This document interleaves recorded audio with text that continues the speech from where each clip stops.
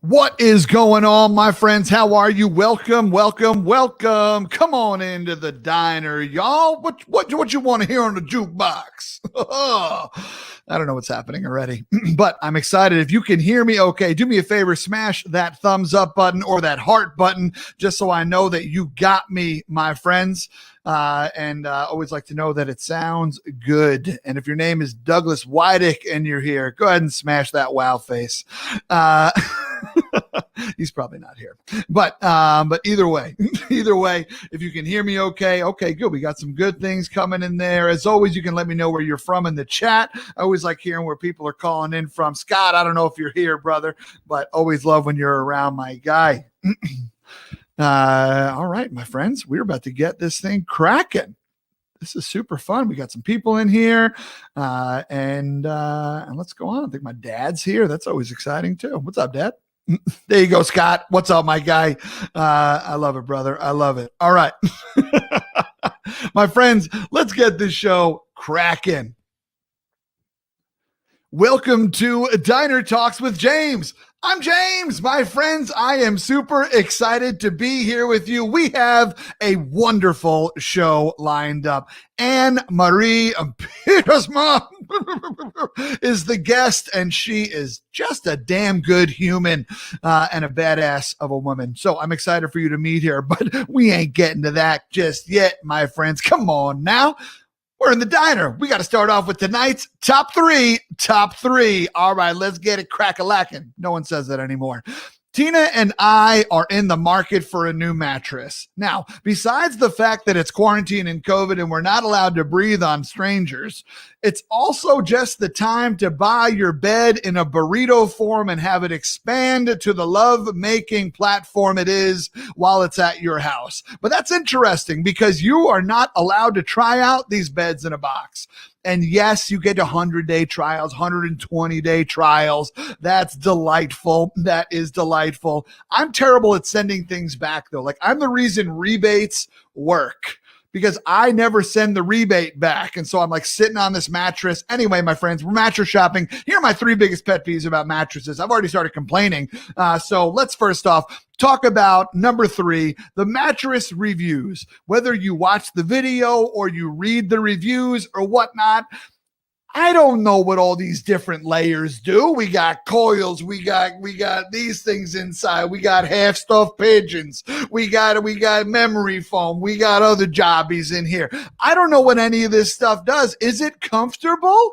And also, why are all these people absolutely in love with it? How do you have 5,000 5-star reviews, my friends? I'm questioning it all. Number two is that just the practice of not being able to try them, as I mentioned earlier, that's just tough, right? I'm a man with curves. Okay, let's go, right? I got to know what's hugging me the right way, y'all. All right. And my most annoying thing that I have when it comes to trying on mattresses is that, y'all, there are some mattresses that are made for plus size folks, but the way that people talk about plus size people on these reviews while they themselves weigh 120 pounds is insulting. Okay, great. Enough of that shame hole. Moving right along. So up next, a town that Anne-Marie and I both love and share in common is a place that we love to visit.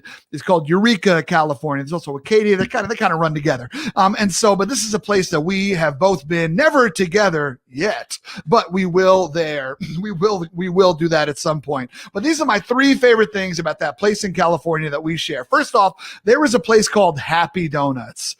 And that's a very redundant title. Okay. Like, they're inherently donuts are happy, but these donuts freaking slap, y'all. Okay. I'm here for these Happy Donuts.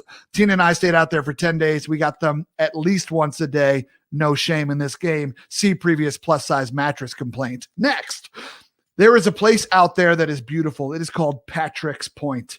And Anne-Marie has taken some stunning photos on Patrick's Point, and I recommend you check her out on Instagram. We'll put her handle up here in just a little bit. But stunning photos out there. Right next to Patrick's Point is another point called Wedding Rock. And now Tina and I went out there, had an incredible experience, took one of my favorite photos of all time, not of the waves crashing against the shore. No, right by the parking lot, there was a group of elk, and one of them stuck their tongue out at me. It's an incredible photo.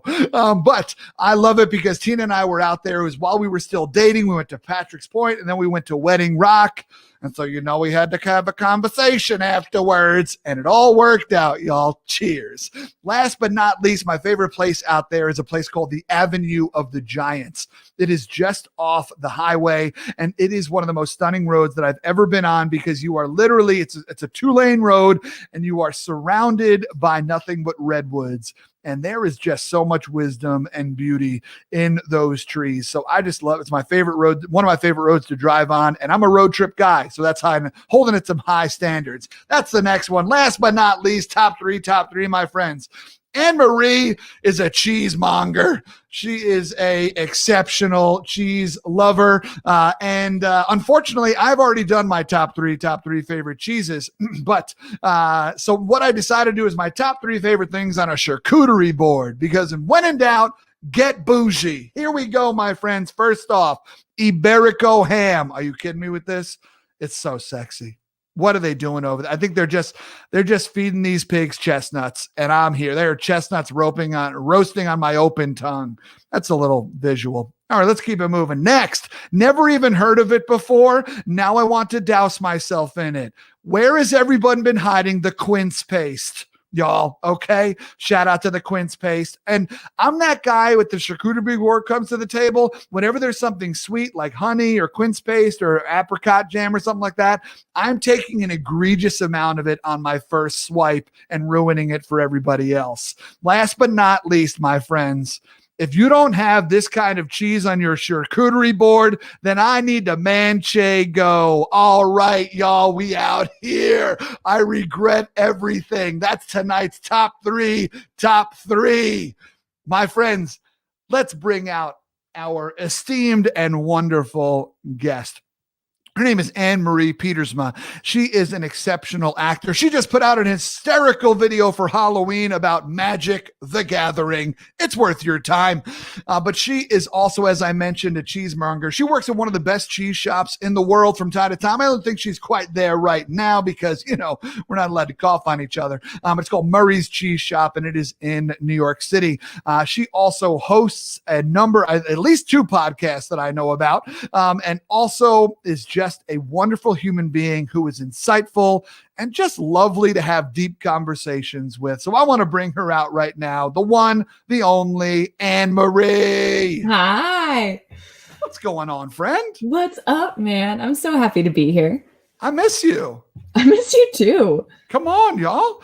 Anne-Marie, how is your day going? How is your day going today? Are you still, are you taking the quarantine seriously? Are you holed up, or do you go and walk around Brooklyn from time to time? I walk around from time to time with a mask, of course, socially distant of all of the beautiful strangers. But what a I political have statement. Yeah, right.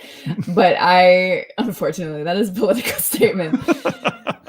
I care about humans. Sound the alarms. Sound the alarms. But I did take quarantine. I mean, I do take quarantine very, very seriously, but I had COVID in April. So I definitely didn't leave my apartment for a long time. Yes, my friend. And you were one of the first people that I know that had it. And I think that's a big thing that's going on here, is that most people don't know anybody who has had it. Mm-hmm. And the one person that most people know that had it recovered miraculously in Walter Reed Hospital with some drugs that nobody else has access to, and now is a hero. But still, but I'm just curious, what was the experience like with COVID? Because you had some of the telltale signs. Did you lose your sense of taste? I did. I lost my complete sense of taste and smell for about 2 weeks. And it was so brutal because, the theater shut down. Like, everything else did, but it was just like, okay, that part of my life cannot happen for at least a little bit. Cool. I'll go full on into cheese and wine, and I'll just taste things and try and make money that way. And talk about it. And then my entire sense of taste and smell left. So it was very anxiety inducing, but I was very lucky that I did not have to go to the hospital. I didn't have to go on a ventilator. So it definitely wasn't fun, but I was lucky in how I had it. Yeah. For someone who has quite literally made a living on her palate, like for that to all of a sudden be gone, I mean, that's like a singer getting vocal nodes, right? Insert anything here. But a bird watcher losing their sight. You get it here. We can go down the list here. Yeah. No, let me come up with a few more examples. Just sit tight. What was that like? Now, I've had a cold before, right? And something like that where you can't taste or you really can't taste. And whenever I have that, I'm always eating things I don't like. I'm like, finally, let's eat all these things. Now, was it basically like that, just to another degree and for way longer than usual? Yeah, way longer than usual. And it was so weird because I had thought that every time I've had a cold or anything that stuffy nose, all that, it's like, okay, like I can't taste anything. Mm-hmm. But having COVID made me realize that I actually could taste some things because it was nothing, like absolutely nothing. It's like texture and like salt or sweet is like all I had to go off of. So I was like, okay, I'm going to take this opportunity to eat a whole bunch of shit that I don't like, but is very good for me. So I ordered beets, tons of beets, all these leafy greens that I had never tried before. I'm like, I'll just get them all in here. You ate kale and didn't massage it first. Exactly. But I had, because I got it so early, that was like around the time where delivery was also super delayed and everything. So I thought that I had ordered delivery groceries because I wasn't going to leave my house. I thought that I had ordered it for like that Friday. Turned out that it was for 2 weeks from that Friday. So by the time that I regained my sense of smell, like the day that I was like, oh, I can taste something. Ding dong, 2 boxes full of real shit vegetables that I do not like that I had to do something with. And those are the first things that I started to eat once I could actually taste. Oh no. Now, did you use it as an opportunity to like, let me learn some new beet recipes and things like that? Or were you just like, I'm putting this all in a blender and chugging it and keeping it moving? Or, and no shame if you did this, are you like, I'm using these as ammunition to throw at somebody I don't like? Well, some of the leafy things I like put in a smoothie. And then that beet it was just in the fridge for like months. And so it was there, casual weapon if needed. I probably had some, I was like, wow, this is staying a long time. So it was kind of like a science experiment almost. I'm like, how long can it stay? And then I think I think I ended up throwing it out. Yeah, it had to happen. Yeah. It had to happen. No shame, friend. Terrible. No shame. Hold your head high. Anne-Marie, speaking of eating, this show is called Diner Talks with James. You are no stranger to a diner, my friend. Mm-hmm. Now, you grew up in Cali, that has faux diners, ones that like close at 10 o'clock at night. Right. And norms. Yeah, exactly. But I'd be curious. First question is, what is your late night eating move in New York? Are you going to a diner? What do you get at diners when you typically go?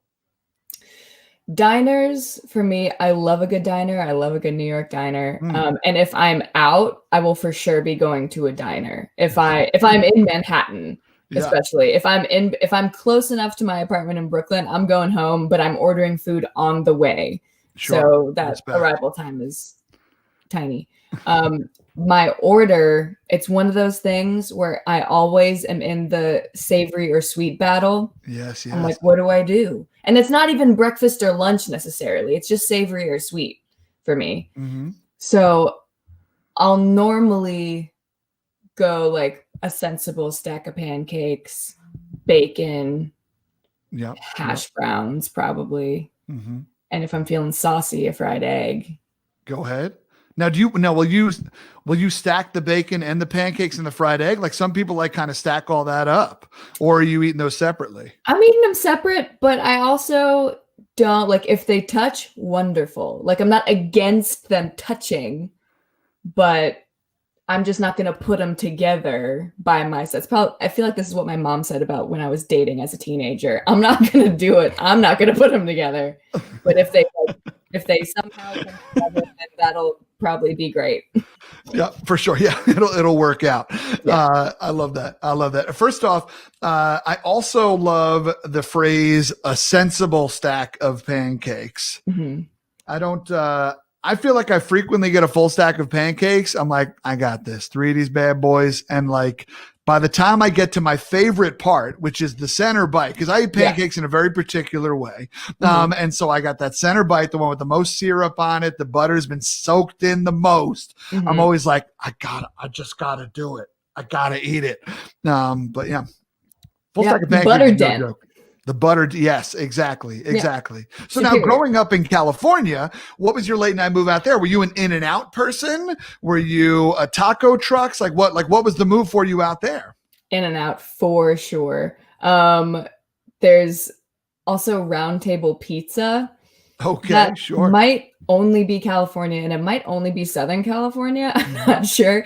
But Round Table Pizza was right next to the Vaughn's grocery store and the Pixie Donuts. That's like a 2-minute drive from my house. So Round Table was a thing. It was also like the after basketball game place. So it's like I knew where the vending machines were. I knew what stickers I got. I had my booth, But there is a diner in Claremont called the Village Grill, which is wonderful. But they weren't always open super late because it's Claremont. Even though it's a college town. So In-N-Out is always my go-to 100%. Do you stay on menu at In-N-Out, or are you one of those people that's like, I know about the secret menu? I mean, I go off menu quite a bit, but I feel like if you grow up in California, like off the menu is on the menu. Mm-hmm. Round Table is so good. He's had it. He knows. It's the best. Like there isn't even like a crust. It's just crispy cheese that doesn't have sauce on it. Like that becomes, it's amazing. But my go-to In-N-Out order, depending. Now when I go home, I will sometimes get protein style, which means it's wrapped in lettuce. Yep, sure. But I only do that if I'm also getting animal fries because balance. You're trying to find it. Yeah, I just need, because I know, and not because I don't like buns. I love them. We all love a good cheesy hamburger bun, right? But sometimes I'm not, because I get doubles. I don't get cheeseburgers or hamburgers. The waste of my time. So I always get doubles. And if I want to be able to eat both, then I either have to do animal fry and bun or bun and regular fry. There it is. So it's it's the dilemma, And when you were younger, it probably didn't matter. You just order it all, and it all went. We were able to handle it. When I was younger, I am so envious of like 12-year-old AnneMarie because she ate everything. Like I was known. Astro Camp is a science camp that you can go to in 5th grade, and it was one of my favorite things. But the entire time I heard that there was an all-you-can-eat buffet. Okay. And not apparently, I remember this very clearly. I talked about it the whole time for like months, from like beginning of getting that permission slip all the way up to Astro Camp. And my picture is on the like eating Hall of Fame that did not exist before I got there. Oh, I was going around to everyone's table being like, are you going to eat that? And like eating everyone's like scraping the like communal plates onto my own of lasagna, to the point that my 5th grade teacher, Mr. Dahl, who's a wonderful teacher, said, you don't have to prove anything. You can stop. It's okay. And I'm like, I'm not proving anything. And kept going. And I would eat 4x4s at In-N-Out constantly. Incredible. I mean, a true hero back in the day. I aspire to be like my 12-year-old self. It's a cruel trick life plays on us. When our palates aren't actually formed, we can eat the most. Yep. Terrible. Very mean. Yeah, it's a rude, actually. Yeah. Yeah. So, Astro Camp. What are we doing out here? Are we going and seeing some rockets? Are they putting you in? Are you floating? Are you experiencing zero gravity, or what's happening? We're floating in a pool. We're doing the zero gravity stuff. You're in scuba suits. Okay. You also have lab hours where you can like build your own science experiments. And then you do this night walk, which was always the big thing, because it's like, oh my gosh, who's gonna hold hands tonight in the dark? So like that was always like a big talk of the town night walk at Astro Camp. And you would like go in the dark and everyone would chew lifesavers because you could like see them in the dark. The wintergreen ones. The wintergreen, yeah, of course, naturally. Yeah. This podcast is sponsored by Lifesavers, so thanks for squeezing that in there. Science. And thank you, son. True lifesavers because of science. Well, I'm glad. It sounds like the sparks were really flying. Now, how old were you? What Space Camp is what age? 5th grade. So that's what, 11? Okay, got you. Yeah. So holding hands is really like the craziest we're getting at in 5th grade, hopefully. And don't tell me if it was anything more. I'd like to keep my innocence. But so what was a young Anne-Marie like? You know, obviously we're going to Astro Camp. That immediately in my brain puts you into one box, right? Yeah. Like I'm also putting you in the box of like, I'm the one flexing it in and out, eating 4x4s, right? Like that's another archetype as well. Tell me about Anne-Marie when she was growing up. Oh man, she was wild, man. So weird in such a beautiful way. Oh my God, wait, I have a picture of my young self. Incredible. Is that a very long, so you're wearing, these glasses are incredible. Those glasses are on trend now. They're the size of your face. Yeah, right. Are you wearing, is that like your dad's tie or something like that? And then no collar and some jeans, hands tucked in like a boss. Beautiful. Just a Tuesday. Tuesday I outfit. asked my mom, I was like, what was this for? Like, was I like dressing up as dad or something, like for fun? She was like, no, you wanted to wear that to school. I was like, great. Okay. Great. I get it. Because that's pretty amazing. But I had zero fears. And I was definitely one to run with the boys. Yeah. A tomboy, as some might say.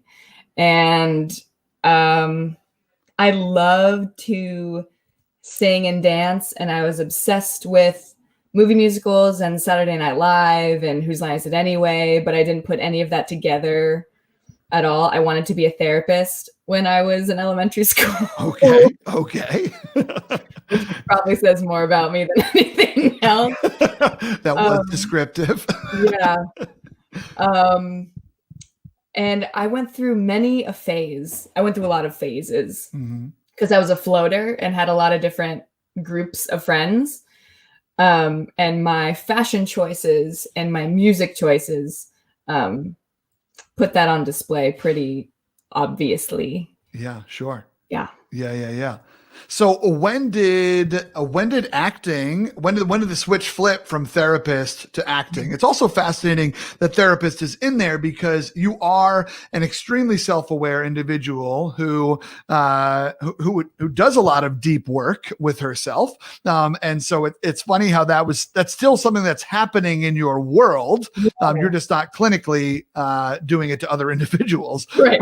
But yeah. But when did acting happen? Was it high school or where that? So I started dance team in junior high. Yeah, you did. And we did our opening audition routine to Earth, Wind and Fire. And I still remember some of the routine. El Roble, middle school, everybody. So I started dancing, but I sang all the time with my dad and my grandmother. My grandmother was gonna sing with the Glenn Miller Band in her day. Fun time. And then World War II was a bitch. So that didn't happen. And my dad sang in choir with all of his farm boyfriends when he was grown up. And I learned about musical theater through listening to CDs in his car. I had all of Jersey Boys memorized before I saw it. I had all of the producers memorized. A little too young, probably, to have that entire show memorized before I saw it. And then from dance, I think someone came and was like, oh, the musical theater auditions are happening for the high school. Yeah. And, like, dance team here, like, try out. And I was like, oh, yeah, here we go. Because I had done drama class in 7th and 8th grade. And I remember I got the first taste of improv in 8th grade, where like in drama class, we had to do like these improv exercises, and he would just like give us a scenario. Mr. Kirkwood, one of the greatest teachers of all time. Shout out. Such a good guy. He was like, okay, here's a scenario. You're cutting, one of you is a hairdresser. One of you is a customer. You're cutting hair. Go. And it was, a pretty boring, terrible scene that any 12-year-old 13-year-old could do.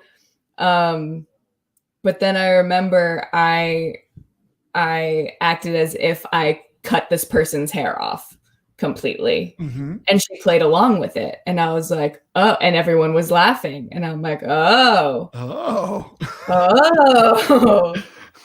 No going back now. So validation is such a dangerous drug. So bad. And I'd been very theatrical growing up. Halloween costumes were big for me. I was Dr. Phil in 5th grade. And I was Austin Powers in 4th grade. Amazing. And I was my theater teacher, Mr. Kirkwood, in 8th grade, so much so that other teachers were calling me Ken in the hallways. And I just turned around. I scared so many people. Well done. Yeah. So it started with drama class and singing musical theater songs, and then doing musical theater in high school. Thespians was really big at my high school. Yeah. We had an awesome theater program. I was very lucky. That's awesome. I love it.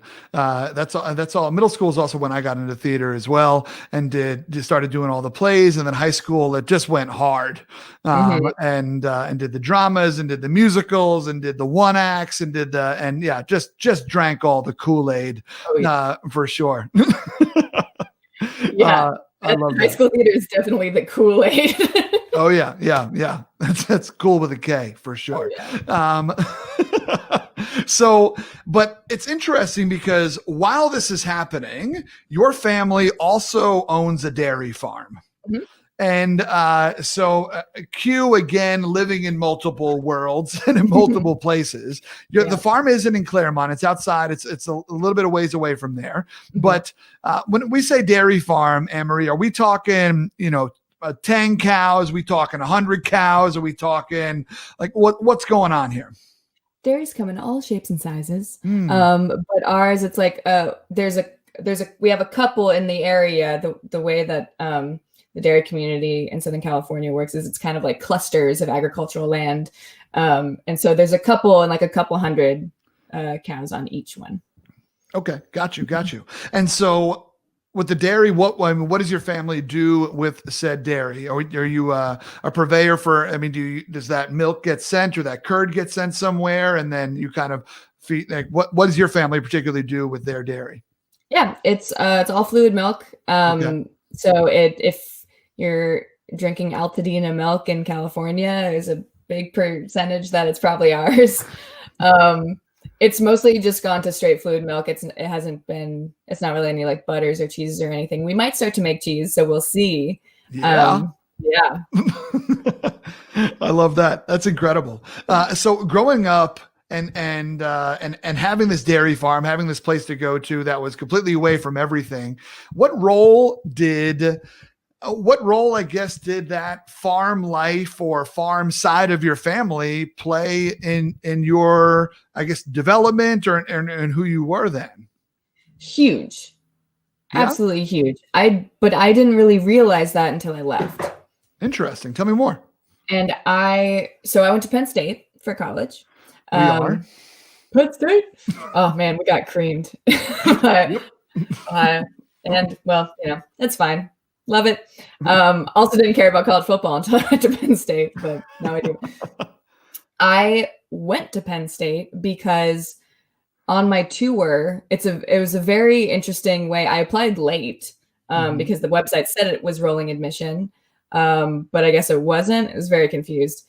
And my parents knew someone through like the museum gallery kind of world in Southern California, because my family is also very into art and cows, big for the Pietersmas.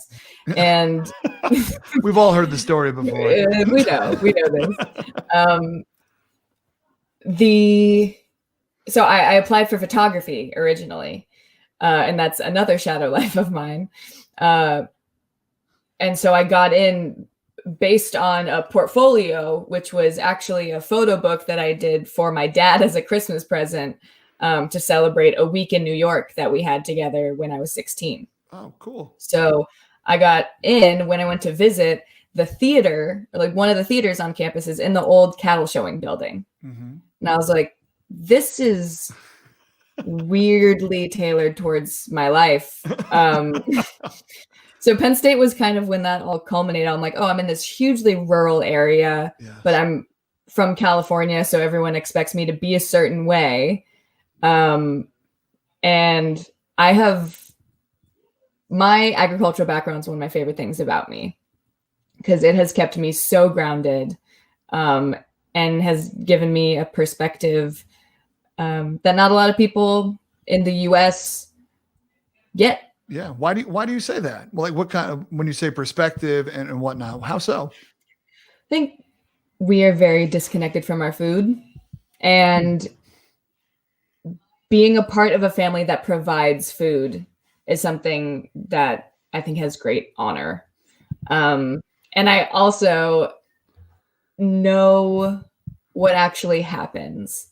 There's a lot of like propaganda about the dairy industry. There's a lot of laws that happen by people that are making rules about agriculture that have never stepped on a farm besides a field trip in kindergarten. And they're making laws that would seem on paper that they work and have good intentions, but really fuck shit up. Yeah. Interesting. So, that perspective, I mean, first of all, going to Penn State, a beautiful campus, huge school. I spent some time at State College, great town. But it's also fascinating because, like you said, I mean, there's the theater and it's in this old cow thing, but like Penn State also has one of the best creameries in the country. And so it really has so many things that you love. The fact that you went there for photography is funny because we've now been talking for 30 minutes and you haven't even talked about cameras. And so it's just like another thing like, and for my next trick, I did my official graduating major was in integrative arts, which was a build your own double major. And so I double majored in theater and photography. And then I double minored. I was one credit away from a triple minor with dance, but then I double minored in international studies and sociology. I mean, I guess it sounds like you were bored in college. My advisor she was like, explain yourself. How are you going to write a thesis on this? Like, what the hell? Like, this makes no sense. And I'm like, you're wrong, because it's all different versions of storytelling. Okay, interesting. Yeah, I could see that now that you're saying it, but that's still a hot mess. I mean, yeah, big time. Big time. I don't know how I graduated. I also did spend most of my time doing extracurricular theater, which I got no credits for, and that was my entire life, was that club.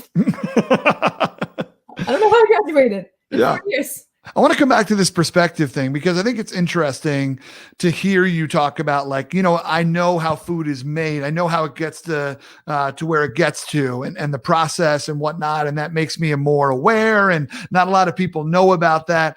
What do more people need to know? Right. Like, I mean, I guess obviously we're not going to be able to all like roll out to the family farm right now and start honking on some teats. That's what you call it, right? These are all technical terms that I looked up before the show. Mainly, yeah. and so, but I mean, what is something that like you wish more people knew? I wish more people knew how much work it was. It is. It's an insane amount of work. And even though you're providing sustenance for humans, it's a kind of thankless job. I remember seeing a devastating video of a kid in an interview being like, "Where does milk come from?" He's like, "The store." And I'm like, oh no. But I feel like that's what a lot of people don't really think past. Yeah. And I think it's important because we're losing a connection to a part of humanity that at least I think is so interesting and so integral to relating to one another. Mm-hmm. Yeah. Yeah, I agree. I mean, I grew up in suburbia, luscious suburbia at that. And I mean, at some point in my life, I did move. I mean, I was in Clemson, South Carolina, which is like just past the 8th farm on the left in South Carolina.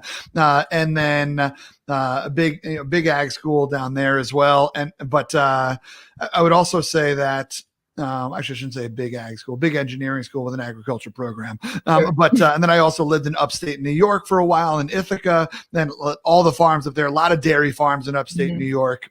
And I don't know. I mean, I've always been interested in it, but I never like thought about the supply chain of like how it went from that animal to this glass, right? Or that animal to this charcuterie board or whatever, right? Like I never thought about that. So that is when individuals know more about the process, they become obviously a more educated eater and more consuming. And so, they consume things more intelligently. How has that knowledge shifted the way that you either shop or consume the products that you do?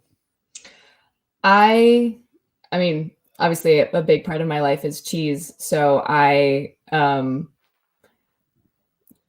spend a lot of time talking to and about people that are very passionate about what they make and just really having a knowledge of not only the work that goes into it, but the love and the passion that goes into it, the story that's behind it, the ingredients that are in it. And that makes me willing to spend more on a quality product than not. And it makes me more selective in my shopping, definitely. Okay.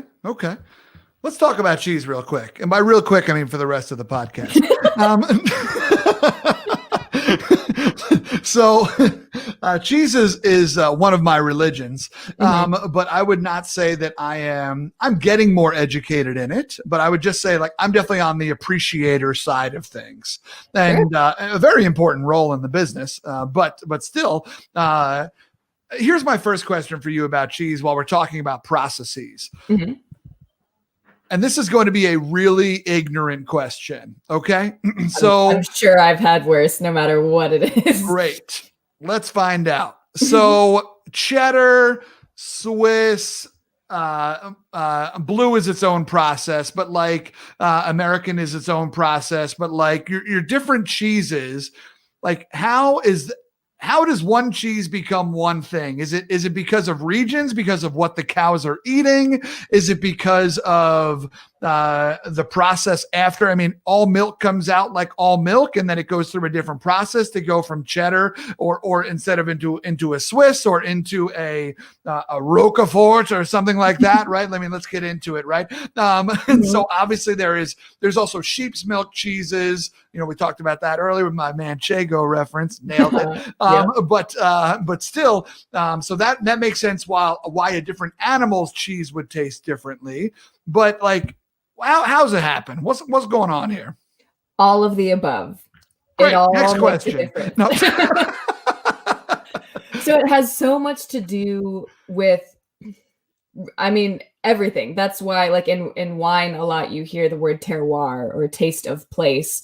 Same thing is with cheese. So it's what they're eating, what kind of cows they are. Like different milk from different cows has a different protein to fat ratio. Mhm. So you're going to get more or less cheese and different kinds of cheese according to that. And a lot of it has to do with the cultures that are in it. So I mean, at least our artisanal cheese has just milk, salt, rennet, and cultures in it. Like those are the only 4 things, unless you put something else like a flavoring in it or like onions or dill or whatever. Then Pause. Did you say rennet? Rennet. Mm-hmm. Okay, who's that? She is a saucy little thing that just is used to coagulate the milk and separate it into curds and whey. That traditional rennet normally is a byproduct of the veal industry and comes from like the stomach of an unweaned ruminant animal. If we're getting fancy. I mean, really what we're doing is flexing SAT words at this point. Oh, yeah. So let's back They're up. all I have. Yeah, no, that's all fair. of my SAT words are cheese Yeah, no. themed. Whenever I hang out with you and Doug, I need to have a pocket dictionary. I'll give you the cheese SAT words. He'll give you 50 nicknames. I'll take them both. Oh, yeah. They'll probably wind up sounding the same. That's very true. Great. So that's what rennet is. Sorry to cut you off, but I just needed a definition check. Yep. And so that's what's in it, like the kind of milk, the foundation and everything, what the cows are eating, their diet, but also how it's cared for. So you can take the same cheese and put it in a cave that has like ambient spores kind of going on and do more of like a bloomy rind situation. So like your brie or camembert, anything with a white fuzzy rind. Or you can take it, put it on a wood board, wash it with wine, flip it a couple times a week, wash it off again. And then at the end of 3 months, you have 2 completely different cheeses with the exact same thing, just depending on what you did to it. Fascinating. Mm-hmm. I did not and know the processes like you were talking about too. Like, so cheddar, for instance, people are like, oh, is it because after cheddar England?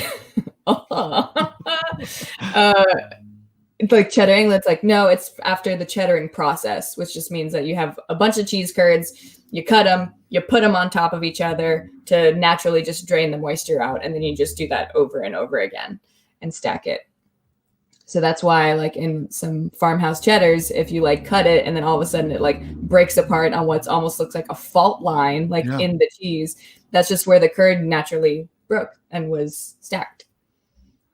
Fascinating. And then where do cheese curds come in all of this? They're like, are they unprocessed cheese or like, no, like what's the deal with the curd? Because I live in Minnesota now. And so, Minnesota, Wisconsin, every restaurant's got cheese curds. And who would I be not to do a comparison test? I mean, someone's got to do it. A disappointment is it's just like the first step in the cheese making process. So you have milk, separate it into curds and whey. Little Miss Muffet was eating spoiled milk. And so you have the curds, you make them into cheese, whey, you sell it to protein bros or feed it to pigs or, do whatever you want to do. And then those curds, if you just take those are your cheese curds and you let them sit, depending on like what you want the texture to be is different. Cause a lot of cheese curds kind of look like milk jello. Got it. So, okay. Yeah. Yeah, for sure. Yeah. I'm here for some cheese curd love. Absolutely. And so, this is fascinating. So obviously you are a student of the cheese, but your family, you mentioned, only did liquid, pretty much drinking liquid milk. And so you mentioned that potentially you're going to get into, there's a potential cheese business in the works, but when did cheese happen to your life? Like, is it kind of like when you were younger and like your parents wanted to listen to you one type of music and you're like, I'm gonna listen to this one that's like close but different and edgier, where it's like, I'm gonna keep it in dairy, but I'm gonna do something different because I'm a rebellious kid? Or like, I mean, how did it happen to your life? And was there a specific cheese that you tasted that you were like, yo, there's like so many cheeses. I know nothing. Every day, that's how I feel. I know nothing, and there's so many cheeses. I first got in. So yeah, my family. I mean, my mom is a huge foodie. Huge. Like I learned about food mostly from her and the appreciation of it and the savoring of it. And she has like a million cookbooks. So, and she watched Ina Garten religiously, and like Food Network was always on. So I learned about food and the experience of it from her. And then the dairy, both of my parents come from a family of farmers, but my dad's side specifically is like a whole bunch of Dutch dairy farmers. So the dairy part was in there for sure. But it wasn't until, I mean, college kind of, but we would like pretend to have like silly, fancy, like wine and like cheese that's wrapped around a Slim Jim and stuff, and call it a charcuterie board just for shits. When I came to New York, I started volunteering at Murray's. I actually stumbled upon it because a like doo-wop street band named Spank was outside. I still have their business card. They're all in their 70s. It was incredible. So I stopped to listen to them, just like bopping around the West Village. And behind them was this graphic on this piece of wood that I think my mom gave me, that I like took to college because I just liked it graphically. It said all the cheese words like in different fonts, like oozy, gooey, funky, stinky, like in all red. And I noticed the same pattern that was on the wall over the most huge cheese counter I had ever seen. And I walk in and I'm like, oh, I've had the graphic of Murray's cheese in my apartment for the last 2 years of college. Wow. Yeah. And so I found out they had classes, and I was in conservatory at the time, so I had zero money. So I started volunteering, and they would pay me in cheese. I mean, I've heard of worse currencies. Let's be honest. Yeah. I was like, you don't have to pay me. I'm taking this class for free. This is like $100 worth of knowledge and cheese. Mm-hmm. I'll clean your dishes. I don't care. I'll spend 4 hours here. That's fine. So, okay, here's a question that I have that's kind of been, I'm not going to say a pet peeve of mine, but still something that irks me. Tina and I watch a lot of Food Network, right? And we're also expecting our first child. And so we're watching a lot of Food Network that's just start planting things. You know what I mean? Like culinary school, Sure. and whatnot. We're here for that. But still, whenever you watch the Food Network, it seems like all of the judges and the people watching everything like all of the foods that are being prepared. And they just like, they not necessarily like as in like, oh, you nailed the way you cooked this, but as in they, no matter what's on the plate, they're like, oh, I'm going to eat it and I know what's going on and I will eat it and enjoy it. But I recently watched a show that I know you also passionately love, which is the Great British Baking Show. And I saw the moment of transparency that I've wanted to see on a food show for so long, where Paul Hollywood was like, I don't eat gherkins. He's like, can you please make me something? He's like, because there was this person making it was a Japanese bun, and they decided to make a hamburger style. And so a little fusion and whatnot, and they were doing it with gherkins. And so he said, please make one with, they had to make like 10 uniform buns. And he literally told the person, season? Yes. And he literally told the person, he said, can you please make one without gherkins? Because I will not eat those other ones. And I was like, hallelujah. Like, because there's no way that all these people eat all of these things. And so as someone who has now had to try an egregious amount of cheeses, And therefore, I will call you an expert. I know you're too humble to call yourself that, so you're welcome. But as a cheese expert, how does it work? Like, as someone who is dedicating themselves to something, are there some cheeses that you just straight up don't like, but still need to learn and appreciate? Or is it one of those things where it's like, no, you've just trained your palate to find what you can, like, see the silver lining of every cheese? Mm-hmm. Have you had a Paul Hollywood moment, or are you over here like these American shows with the fakeness?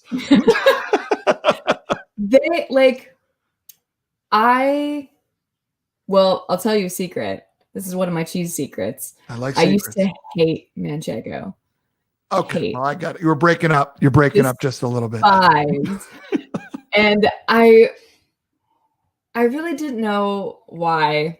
And until I had some really good manchego, and I was like, oh, I see now. And like, it's like, once your palate gets used to that, then I'm like, oh, okay, if any manchego crosses my plate, I'll greet it. Mm-hmm. But like, they're tips cap. No manchego to you. There are cheeses that I'm not the biggest fan of. And there's a lot of cheeses that I think are good, but I wouldn't like go for immediately. Mm-hmm. But I have learned over the past 6 years, it's like an experiment to me. So tasting things, it's rare in a cheese or a wine or a beer or any beverage really, or any dairy product that I'll like taste it and be like, oh, absolutely not. I'll like taste it and be like, all right, what's going on here? And then taste it again and then again and again and be like, okay, now I think I understand everything that's happening. Now I don't like it. But I definitely, I guess it's a little bit of like looking for the silver lining, but it's an interesting experience to me before it becomes positive or negative. Got it. Okay. So every cheese has its place. You're like a good person when it comes to cheeses. That's fair. Opportunity cheese eater over here. I respect it. I'm going to ask you an impossible question. And you're going to be frustrated by it. And if you need to go with 3, that's fine. But what is a cheese that everybody needs to try that probably that they have not? Harbison, Jasper Hill Farms.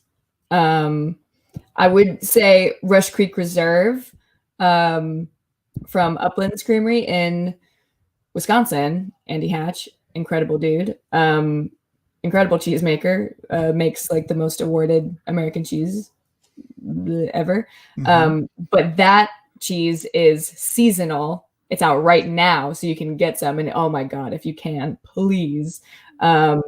And it's a similar experience, I would say, to Harbison, which is much more available and year-round. Harbison is from Jasper Hill Farms. It's a bloomy rinded cheese, so it looks like a brie. It is not. It's wrapped in spruce bark, or cambium, which is the underbark of spruce. So it kind of imparts these like earthy notes. Sometimes it tastes like real like broccoli cheese soup, and it's in a little round. And when it's really ripe, you can just lob the top off, peel it back, dip a potato chip in it, and go to town. Oh, wow. So it's like a super creamy cheese. Mm-hmm. Depending on like what age it is. Sometimes it's a little more fudgy, and sometimes you can just dip on in. What was it's Jasper Hills, and what was the other one? Jasper Hill Farms, and then Rush Creek Reserve from Uplands Creamery in Wisconsin. Jasper Hill is in Vermont. That's amazing. So those, it's funny that I'm writing this down because this is my own recording on my own computer, and I'm like, I gotta take notes. I'll never learn this information again. I'll never tell you ever again. If you text me, I will refuse. The recording will blow up.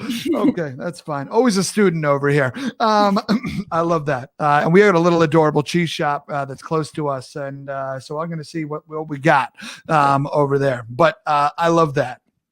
So, AnneMarie, let us sadly drift away from cheese and go into a segment right now. Are you down to have a little fun? A little quick segment? Down. Amazing. So we're going to do a segment, AnneMarie, that's called Things You Didn't Know About Me But Are Now Glad That You Did. please note, Anne-Marie, the name of the segment changes pretty much every time, but the gist is still there. And so what will happen is that you and I will both share some random facts about ourselves, and then we will we'll discuss them a little bit, and then we'll move on into deeper and darker topics. Okay, great. So Anne-Marie, let's talk about this. I'll go first because I've been making you go first the whole time, and that's only fair. So, growing up, I absolutely hated steak. And whenever I had it when I was growing up, this is ironic because you and I have now been to a couple of banging steakhouses. Yeah. But I despised steak, and I don't know why. Maybe it's potentially what was bought for me. Maybe it's because I was a spoiled brat. Maybe it was just because, I don't know, I thought I was cooler than I was, or whatever it was. But growing for dinner, and it was not often at all. Probably because I didn't like it and because I was an obnoxious kid. But my father will probably comment on that. But what I would do is I would saw off a little bit of the steak, and I would put it into my mouth, and I would chew it for what felt like hours, and then I would put some milk in my mouth, swish it all around, and swallow it. And that is how I ate steak for the first 24 years of my life. Whoa. Wait, so what happened at 25? At 25, I was working in New York City. I just got a job at Fordham University, and I was working there. And my aunt and uncle came into town. They were going to see The Lion King. And so I met up with them, and they are big steak eaters. And they took me to a famous steakhouse in New York that has since closed, sadly. It was called Ben Benson's. At the time, it was a top 10 steakhouse. And I learned what real steak was supposed to taste like. And I was like, oh, steak. Got it. My father just said I'm a cheap date. I love it. Incredible. I love that. Okay. So that's my fun fact for you. That's incredible. I would have never guessed that ever. But that's funny because I drink milk with steak. I drink milk with everything, and people think it's so gross. They're like, "Why would you drink milk with a steak?" I'm like, I love milk. Yeah, I'm a milk drinker. Yeah, big fan. Yeah. Okay, what was my first one? I once, and this is one of like my go-tos of things that you wouldn't know about me. I crashed in a hot air balloon once.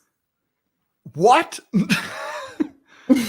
Okay. I mean, you're here to tell the story. So yeah. Well, okay. Where were we? What set Sweden. It up? Sweden. Sure. That was my next guess. Mm-hmm.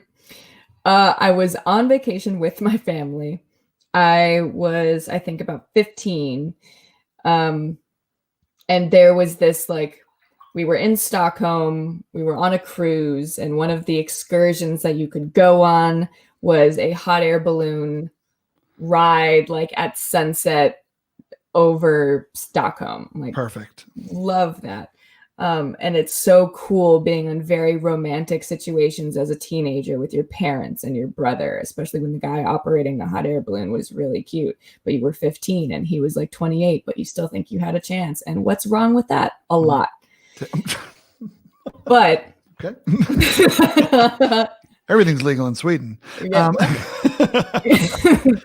We go up in the hot air balloon. It's absolutely beautiful. They pop the champagne, and I'm like, I'm a teenager. And the Sweden's like, it's fine. My parents are like, no, absolutely not. But the chocolates come out, and I eat all of them. And the sun's going down. It's absolutely beautiful. And they're like, all right, well, we're gonna time to head down. We see some of the other, because there were probably 4 balloons up at the same time. Okay. We saw the other ones go down. It's getting darker.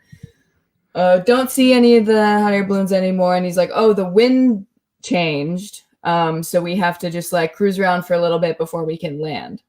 It's getting darker.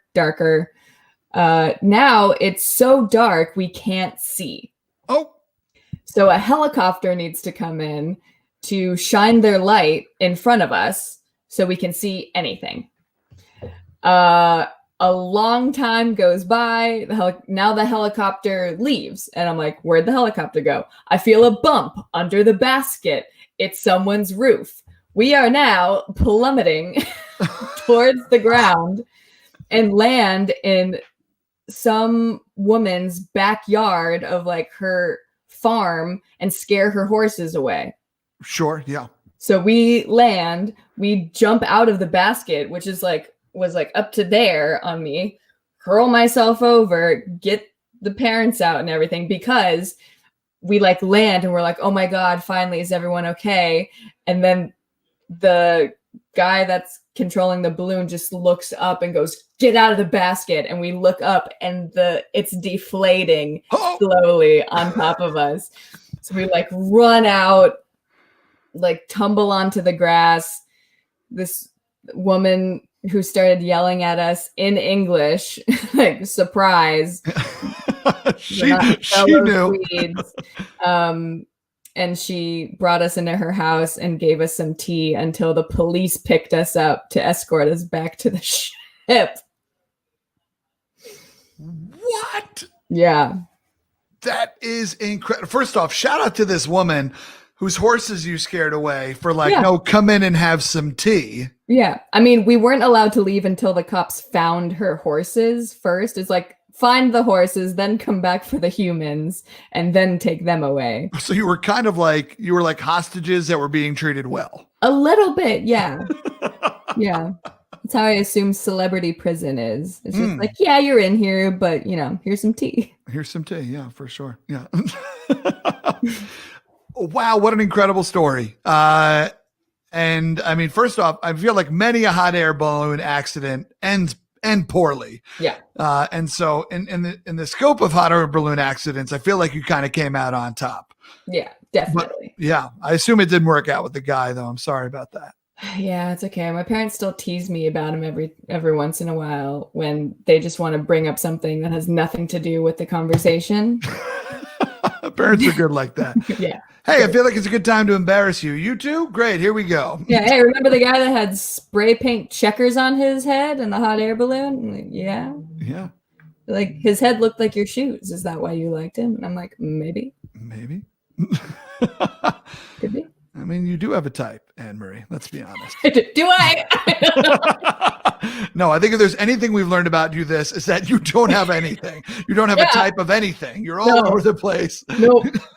Very inconsistent. But delightfully so. Delightfully so. That's incredible. What a great story. Thank you for sharing it with us. Anytime. So here's my next question for you. Something that you and I share in common is that we both have bouts of anxiety, and we both enjoy a little anxiety from time to time. Pepper it in just to make life interesting and slightly more panicky. Yeah, right. Salt Bay it in. Yeah. And so my anxiety. Let's find that meme after this. Yeah.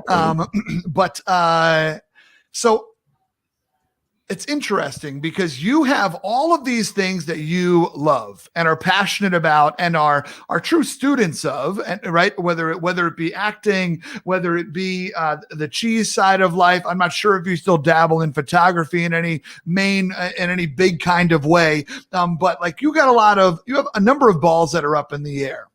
As someone who has difficulty deciding things, as in myself, that's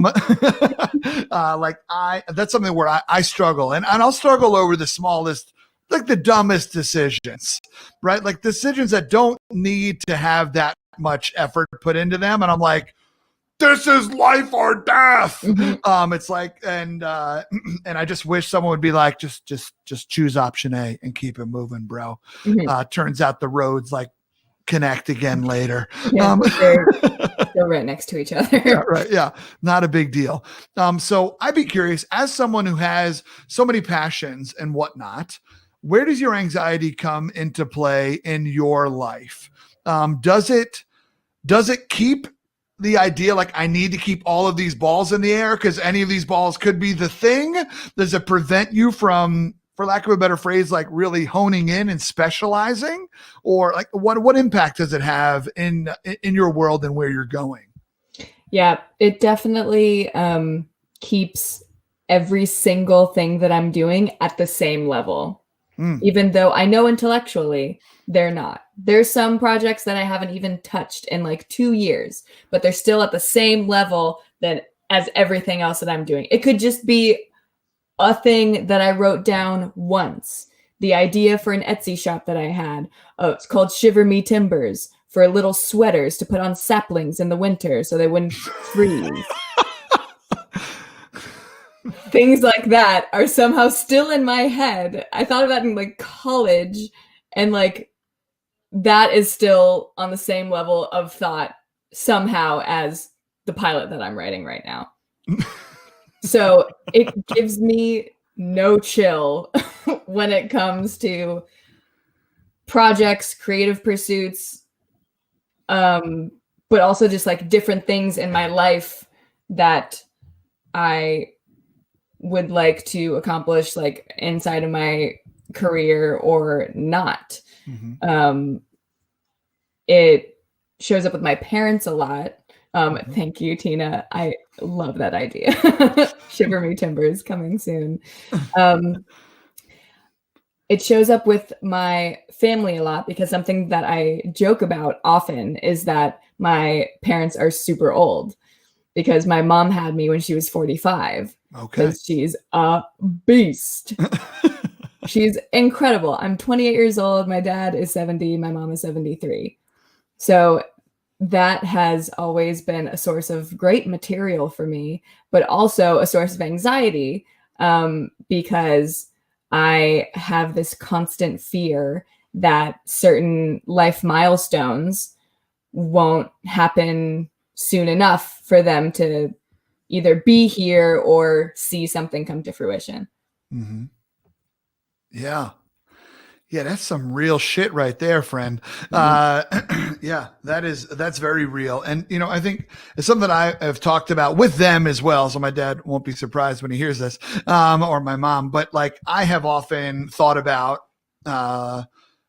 like what I would love to do before my parents leave this earth. And I think you and I are both fortunate that we have great relationships with our family as well. I feel very privileged in that way. But yeah, it is interesting, like especially moving away. Like I felt like I was moving away at a time where I felt like I should have been moving closer, right? And so but that is just a very that's a very real thing that you shared. My parents are very similarly aged to yours as well. And it's tough, especially living pretty far away from them as well. Aziz Ansari had, I forget if it was in a comedy special or something like that, or just an interview, but he talked about how his family lives, you know, very far away from him. He's out in LA, and I don't know if they're still in South Carolina or where they are. But he only gets to go home and see them, you know, for a clip at a time. But he's like, okay. He's like, so if the average age that people live to is, let's just say 85 for easy math, and my parents are 75, and I see them approximately 12 days a year, that means I will see my parents 120 more days. And like, I heard that shit and it blew my mind in a really powerful, probably negative way. But it is something that is definitely a weight that pulls on me. You know, Tina and I, we're having a baby, and for them to be able to meet this baby is really huge, and feel just super privileged because that was something that was on my brain. And whatever it is that you hope that your parents get to experience in your life, I want that for you. But I also know that there's a bunch of things that I would love for them to see, and I don't know if they will. And it racks me, for sure. And that's some real anxiety right there. And I mean, anxiety comes down to putting so much emphasis on things that you really can't control. Right. And that's something that we can't control. And it's super difficult. So I'd be curious for you. You mentioned that everything kind of stays at the same level. from Shiver Me Timbers to your new pilot that you're writing to whatever podcasts you're working on to X, Y, and Z auditions that you're going on, yada, yada, yada. When does prioritization happen in your life? And how are you working on getting better at it? Yes, I have been working on it for a long time and have very recently started to succeed a little bit. I used to I was the person that wouldn't get sleep before opening night, when that would really, me getting sleep would benefit me, my performance, my mood, everyone else around me, the performance in its entirety, if it's a small show. And I would not get sleep before opening night because I would stay up all night making happy opening night cards. Yeah. For the entire cast, the entire pit, the entire crew, making them personalized so everyone felt included, and that would bump up and become a higher priority than me getting rest and to actually do the job that I was there to do. So recently, that has started shifting. Last November, around almost exactly a year this time, I went to India with a group of people and other leaders, and it was one of the best experiences of my life. Low key, one of the best things that's ever happened to me. Yeah. Unbelievably lucky and privileged to have been on that trip. And one of the things that was said from a teacher while I was there, one of the many things that I learned by briefly studying Tibetan Buddhism while I was there, is expectation leads to suffering. And tell us more about that. That's powerful. That there's so much suffering in Buddhism. It's great. It's just so much peaceful suffering. Life is suffering. Let me tell you the 9 different ways that you can suffer. And they're all inevitable. It's one of the teachers explained it to me once, because I feel like a lot of different cultures have the saying of, if you can't control it, don't worry about it kind of thing. Yep, sure. I am a person that, this is starting to change, but I'm a person for most of my life, in order for me to take a note to do something for myself, it has to benefit somebody else. And so framing it in a way that if I take care of myself, they will benefit from that, is the only way that was my intro into self-care. My self-care has to benefit somebody. And that was my jumping off point. I've gotten better.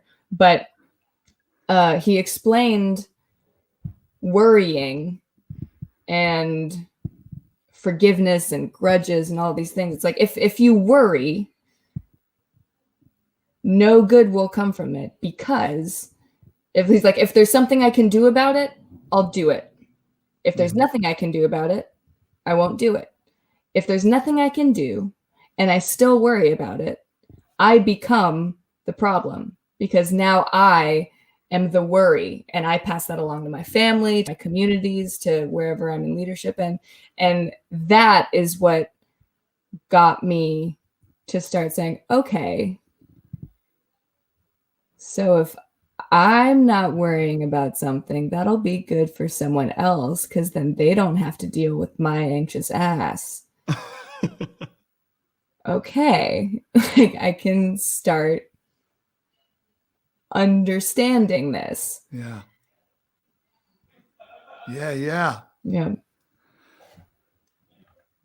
Wow. Sorry, you got me. You got me with that. You got the brain spooling right now. Yeah. So here's something that you and I both know quite well.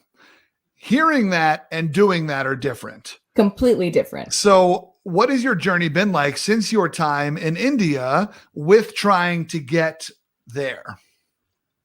A lot of therapy. Shout out to therapy.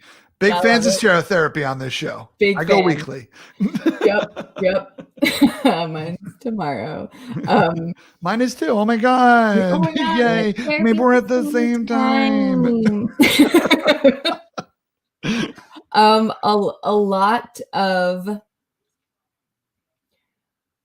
A lot of allowing myself to feel things. Mm. I remember one of the few therapy calls that I had that was on the phone, because normally it's in person. Since COVID, it's been on FaceTime.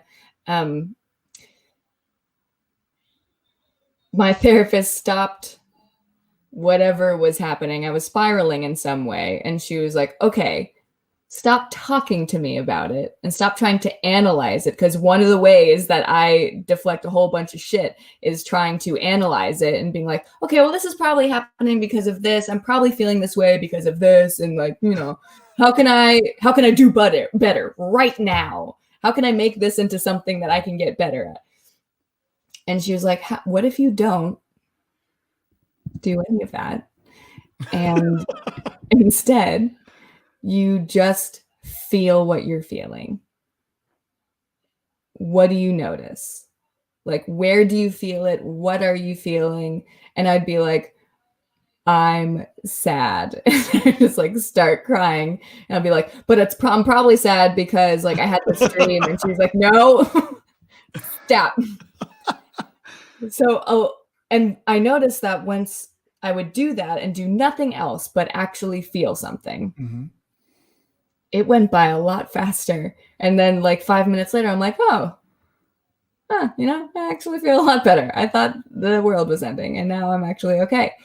So a big part of that has been me allowing myself, giving myself permission, holding space for myself to just feel things and for them to suck and for that to be totally okay. And that's been a huge thing that I'm still working at, but have gotten a lot better at, that is not natural for me at all. Mm-hmm. Unless I'm acting. Sure, naturally. Still got it. Yep. That's there's a lot of wisdom in what you just shared. And I really appreciate it. Just like as an overanalyzer, and as someone who, it's funny, I told my therapist that some days there are times where I feel like I'm stuck at the intersection of self-awareness and lost. And I don't exactly know. I didn't know those two roads connected. Mm-hmm. Right. But it's like, I'm so self-aware of what's going on. Like, I know the problem. I could talk about it for days, how we got here, why it probably happened, yada, yada, yada. But like, I have no idea where to go from here. Mm-hmm. And it's, I don't know. It's some ways that's even worse because like I have all my anxiety comes in. Yeah. Of like, where do I go from here? I'm just like, I know all of these things. Great. Oh, I can't do anything about it? It's just going to suck for a while? Oh. Okay. And that's when my like needing to do things comes out and just gets smashed down because there's nothing I can do about it. It's terrible. Yeah, for sure. It's really terrible. So what is the end goal for you, Anne-Marie? Where are we going? What is it? What does the world look like if the chips fell into place for you? If I could have all the chips and all of them were in place, many varieties of chips. Naturally, yes. I would be helping a family legacy project of making cheese. Continue with the podcast and teaching as I could and curating experiences for people, but while performing in something that I've written, whether that's theater or TV or film or a musical or one-woman show, or just stand up. Doesn't have to be 3 hours, That is where I have found that I'm most fulfilled and happy. When it comes to performance, does it have to be big stages for you, or is it any kind of performance is very fulfilling for you? Like, I mean, Doug and I have talked about that a bunch of like, what is the level of, I guess, fame, notoriety, whatever that we would like to reach? How would you answer that? I think size doesn't matter enough. Like huge sold out houses would be amazing. Yeah. But one of my most fulfilling performances is when I did my one woman show in Spencer, Iowa. Shout out to Spencer, Iowa. Shout out to Spencer. And it was, I think we had to cap it at 75. Yeah. And I completely changed the script to fit them. It's called Mild to Wild. It was a third musical theater cabaret, a third like stand-up crowd work, improv-y kind of stuff, and a third local cheese and beer/wine pairing. Sure. Yeah, you're not going to not. I'm not going to not. So, and like all of the pairings coordinate to a past relationship in my life. Okay. And like the process of cheese making and wine making and everything is just like me growing up. And it was a pretty small audience. It was a really appreciative audience, and it was so much fun. And it was something that combined so many things that I love. So I feel like the quality of the work and the quality of the audience means more than the size. Great. I love that. Yeah. That's cool. That's cool to know. Also, because that makes some of those other things not easier to happen, but it allows them to happen, which is kind of cool. I also find it interesting, Anne-Marie, that of what the first thing you listed was, because I don't know if you heard it, but you paused for a while, and then you shared it. And I think it's really cool that, I know just in our personal conversations offline that you've hemmed and hawed about that and whatnot. But the fact that that was the first thing that you said, I think is pretty profound.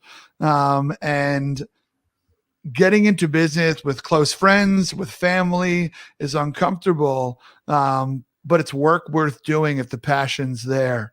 And so I'm always down to have conversations with you about all that kind of stuff and whatnot. And we won't get too deep into it now, but I think it's a cool moment and a very authentic moment that just happened. And I thought it was beautiful. Oh, thanks, James. Yeah, for sure, friend, for sure. Anne-Marie, it has been so dope getting to kick it with you in the diner. How are you feeling, friend? I am feeling so good. I'm ready for another stack of pancakes. There you go.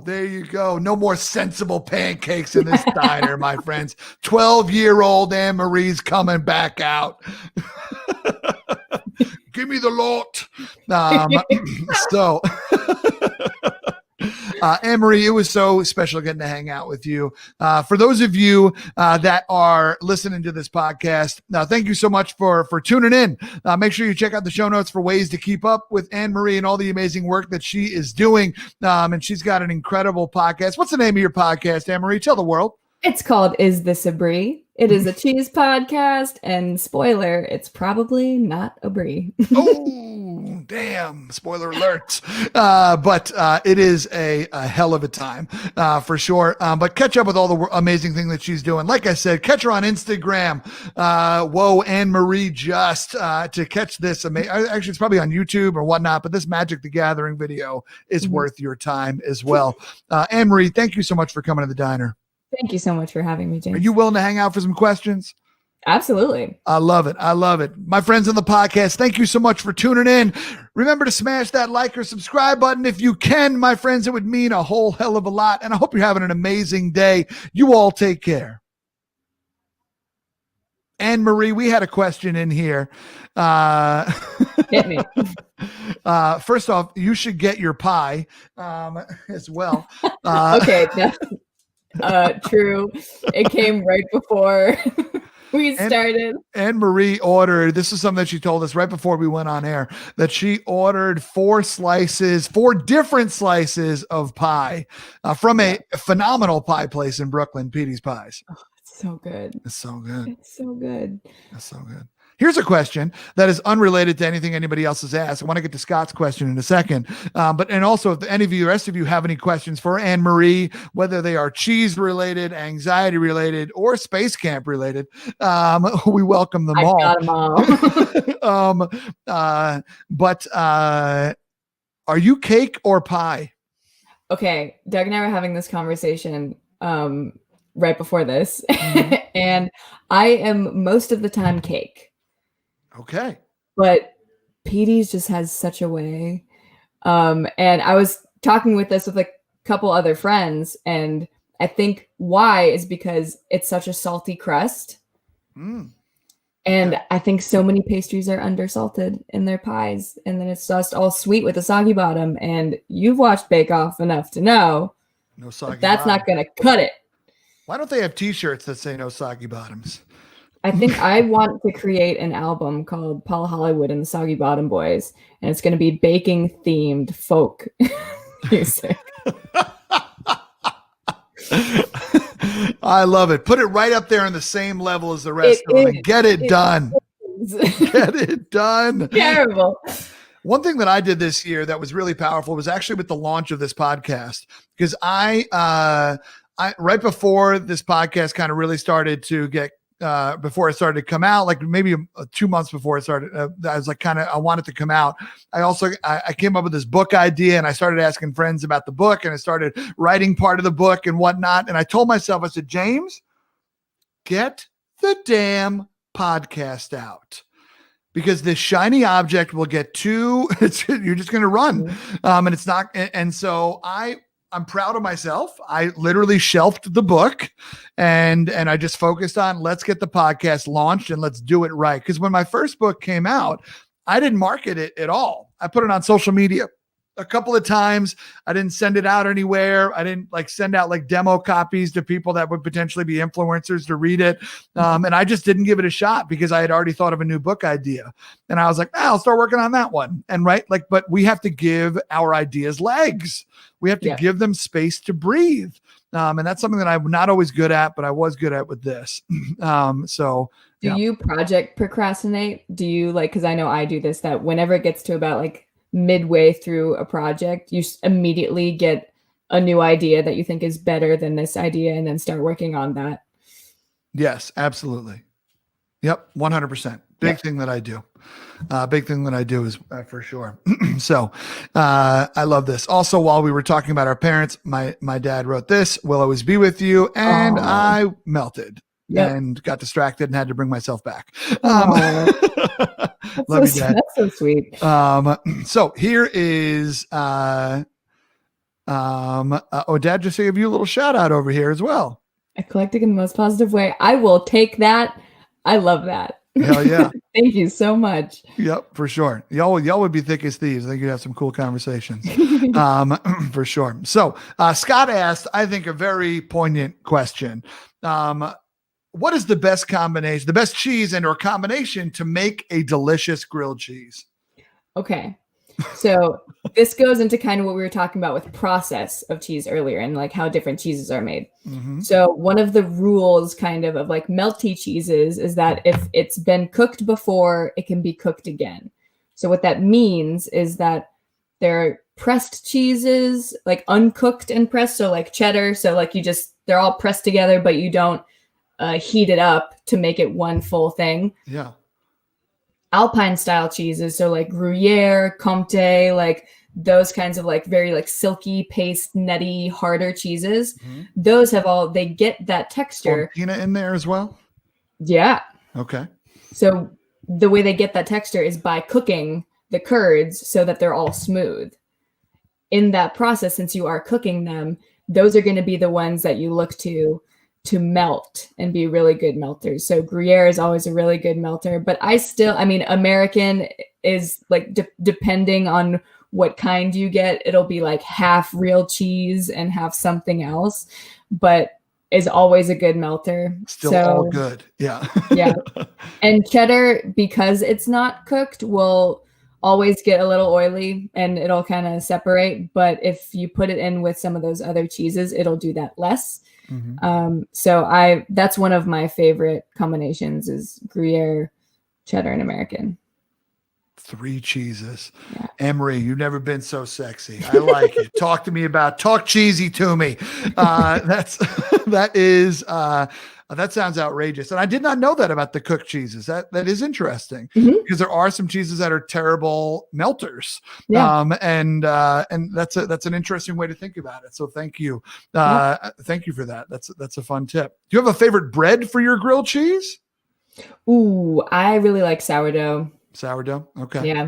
And especially because if you're doing it in the pan and there's the holes and then you get the cheese and they go through the holes and then you get the crispy cheese. But then if there are no holes, sometimes I just put cheese on the pan and I put the bread over it. So I get the crispy cheese anyway. I've done that on my quesadillas recently and it's one of my favorite things. Oh, well played. Yeah. It's very good. Yeah, well played. I love that.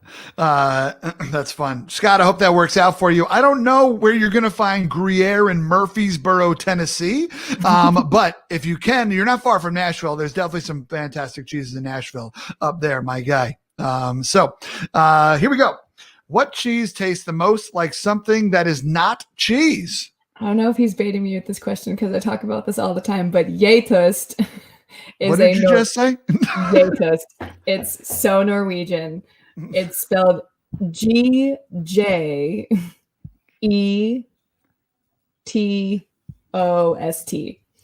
And it's more like caramel than cheese. Technically, it's a cheese product because it's made with the whey part rather than the curds, and it caramelizes, and it's incredible. In Norway, it's like with like heart-shaped waffles and a berry jam, and oh god, it's so good. Wow, that sounds outrageous. It's available more in the Midwest than it is most places because all my Scandinavian relatives are in Minnesota and Wisconsin, so you should be able to at your local Scandinavian purveyor. Amazing. That I've never even heard of it. I'm super intrigued. And so, and I mean, when in doubt, put it on a waffle pretty much. I love that. It's also a really fun, like PB&J grilled cheese. Oh, interesting. Kroger. So most Kroger have Kroger bought Murray's a couple years ago. So they're almost every cheese kiosk will be a Murray's kiosk. So they should have a pretty good selection. Well, there you go, Scott. I'm sorry I doubted you, brother. Or really your town. I love it. Well, Anne-Marie, thank you so much for coming through. It was so fun getting to kick it with you. And like I said earlier, I miss your face. I miss getting to hang out with you and Doug when you all came out and visited. That was just such a special trip. And I can't wait to do it again sometime. We'll have to have you out. You got to meet this little baby. We're going to probably enlist Doug's help to name the child. So we're excited for the child. Parmesan is its middle name, then we'll have a really good Parmesan, yeah. You'll be happy to know, Tina, my favorite cheese is burrata. And so Tina, I introduced that cheese to her. She'd never had it before. And so she wanted to name the kid Burrata Robolata, which I think that's a great decision. Is incredible. Unfortunately, we're not going to name the child that. But my parents knew that was one of the names we were considering, and they have a great sense of humor. And so my mom just surprised me with a quintessential classic rubber ducky, squeaky and everything. And she had written on it Burrata Robolata. Oh, that's so cute. If that's not the theme of the baby shower, I'm gonna be so upset. That's fair. We'll have to work on that now. Okay, great. You're giving me stuff to do. Yeah, great. Here's Doug's first chance at the name Finnegan Parmesan Stanley Tucci Robolata. I like it. It's a work in progress for sure. Classic Irish Italian combination. Exactly. Yeah. Touched them all. Anne-Marie, thank you so much for coming through, friend. Thank you so much for having me. I appreciate you. I'm going to put you back in the green room for one quick second while I sign off. All right. My friends, thank you so much for tuning into this episode of Diner Talks with James. Please make sure that you check us out. This is officially a podcast. It's been out, and I hope that you've been enjoying it there as well. If you could tell your friends about it, that would be really special. And I hope that you'll join us for the next episode as well. And until then, my friends, keep punching small talk in the face by asking better questions. You all take care and be well.